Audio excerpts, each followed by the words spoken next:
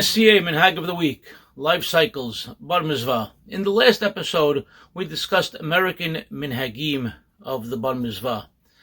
People have come back to me and asked, what did they really do in Syria? What went on in Halab? What went on in Sham? What was the Bar Missvah like over there? And simply put, pretty much nothing. It was very, very simple. At the appointed day, the boy would be taken to the knis, put on tefillin, he'll have an aliyah to the Sefer Torah, he'll read his portion, and that's basically it. On Shabbat, possibly another aliyah, and possibly a speech.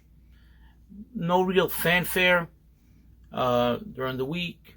After the prayers, give out some ka'ak, some ma'amul, some mlabbis, and everybody goes about their way and their day. On Shabbat, possibly a Sabbath we'll talk about in a future episode. But that's really the gist of it. Nothing else was really done, and over time it developed outside of Syria into a greater celebration. We know what we've done here in America for the last century or so.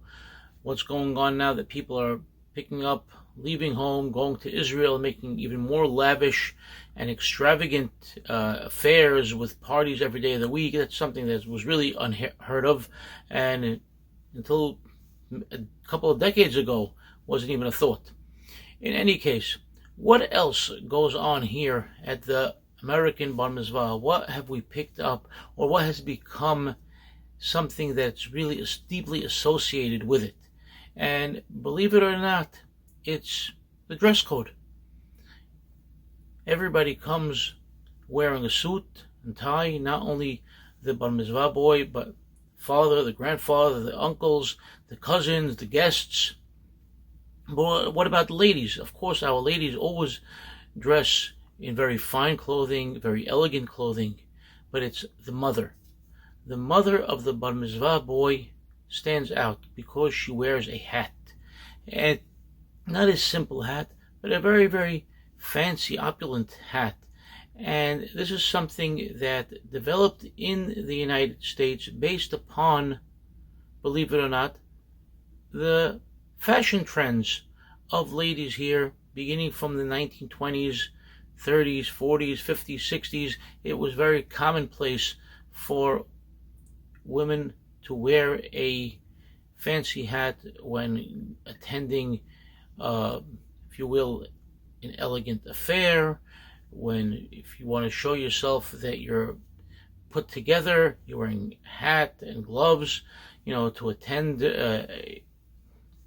whether you want to call it a wedding, or the opera, or a show, or what have you. We see black and white photos, we see color photos, we know how women dressed. So even though this style and this fashion fell out of use by the late 60s, with the trend in more freedom in dress and in habits, this is something that, because of the connection to a woman wanting to cover her hair in a makom kadosh, in the Beit Knesset, it's a trend that stayed. Also, I think maybe because people saw pictures of, the Bar Missvah celebrations or the pre or post wedding celebrations in the knis, and they saw their mothers wearing hats. They wanted to continue with that trend. Until today, that's a trend. But now that trend is going even further. Now, it's not only the mother of the Bar Missvah boy that's wearing a fancy custom-made hat, it's sometimes also the sisters of the Bar Missvah boy, and it may be some other close female relatives as well. But mark my words, this is not something that was done in Halab. This is strictly a Western custom based upon female Western fashion trends. Speaking of females, people have asked me, were there any Bat Missvah celebrations in Syria? Absolutely not. They didn't have such celebrations. Maybe other countries did, but in Syria it was never done. And as we know, the custom in our community is we do not have any true bat mitzvah celebrations, nor a bat mitzvah sa'udah, or anything of the such.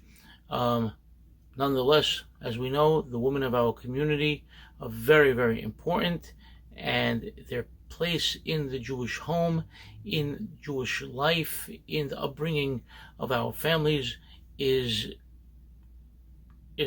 paramount to everything that we believe in. The Torah tells us that without the Jewish women, we would be nowhere today. So it's not that we're neglecting them or pushing them aside. It's just the way customs have developed, and this is our custom till today.